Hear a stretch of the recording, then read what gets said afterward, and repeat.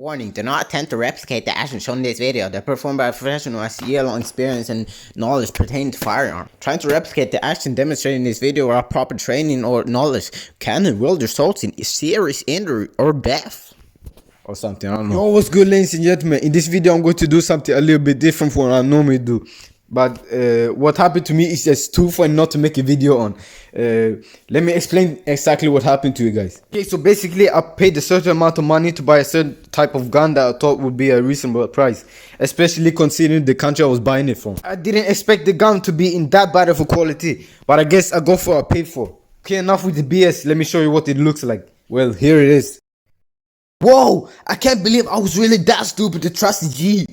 Ah, fuck that, I can't do this. Listen, I've never been to that weird country before, and I don't ever plan on going there either. And I think you can already figure out how I got to yes by looking at it. Just look at the magnificent, elegant, brilliant design of this beautiful, technologically advanced firearm. This shit is really next gen. Fun fact, it's not even functional. Like, actually, it's not even functional. Let me test it real quick.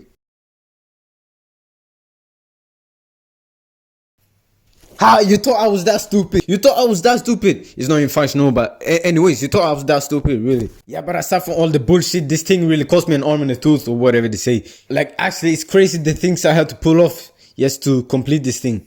As you'll soon see, I had to make a lot of compromises just to be able to complete this thing in a reasonable amount of time. For me to really put it into perspective, just the sheer amount of compromises I made, let me just first explain to you what my original idea was. Oh no, as a matter of fact, let me show you the original sketch. This is one of the earliest sketches I made after I got the brilliant idea.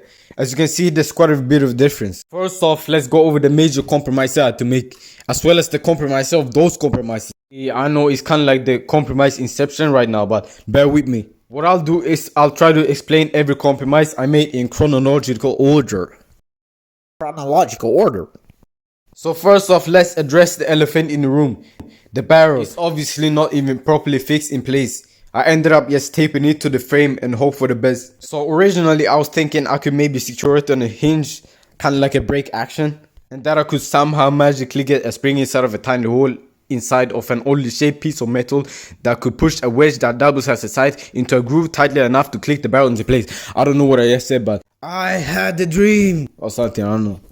The metal thingy was intended to serve three purposes at the same time: to block the exploding shell, to be the sight, and to be the pin that locks the barrel into place. So basically what ended up happening was that slowly over the course of months, compromise after compromise slowly erased the parts of it one by one, until I just decided pretty recently to completely ditch the idea altogether.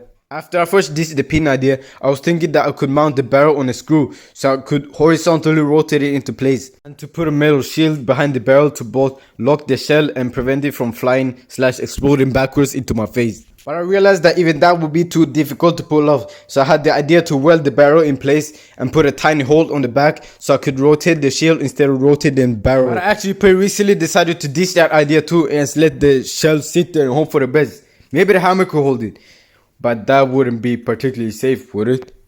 I don't really know, and I don't really care, to be honest, either. And with the barrel, I didn't really get the opportunity to weld it, so I came up with a quick solution: tape it.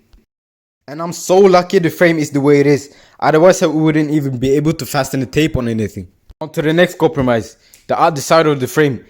As you can see, I actually built the frame in a certain way so I could screw on the other side and fasten it perfectly. So I could still theoretically do, but it's just that it would be difficult to actually get it to fit on perfectly. And as soon as I started testing the mechanisms, I quickly realized that it could still function perfectly without closing it. Plus, I'm not gonna waste my time on something that's mostly as cosmetic. And if I ever decide to complete it, all I have to do is make two holes and screw it on. Use that to hold the trigger and hammer in place, because as you can see, the pins that hold them have grooves that are used to screw things on. Next up, we have the internal mechanisms. I was originally planning on having a spring for the trigger, but I realized later on that it would be pointless, as the hammer spring would already offer some trigger resistance. Very early on, I thought the hammer could be double action, but I ditched that and shows functionality of smoothness. And I tried way too many times to weld and even tape the spring to the hammer correctly, but I always ended up running into a problem.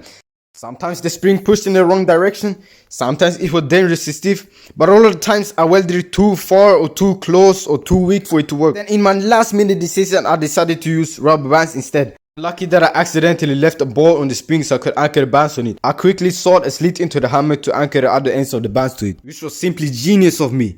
Give me props for that. Start applauding. Start dancing. Let me see that. Nah, but for real, I think I've earned myself that Nobel Prize. Even Nobel himself, he was doing some crazy shit. When he invented the dynamite, his brother had to pay the ultimate prize. But lastly, the handle. I was originally thinking that I could carve out some wooden thingy and insert the handle into it and somehow lock it into place. But I later realized that I could just wrap a lot of tape around it and hide the internal mechanisms. But once again, it's mostly as cosmetic, so I ditched that. An honorable mention, the trigger guard. I basically forgot about it, even though all I had to do was bend the metal bar and weld 2 points. But I was too focused on the other stuff that I just forgot about it. But it's mostly as cosmetic, so who cares? And now we've reached the end pretty much. Will I be testing it?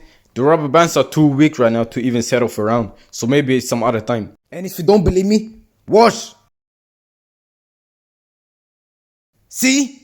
Nothing happened! Well, that's the end of the video. Goodbye guys, go to bed and sleep tight. I'm out.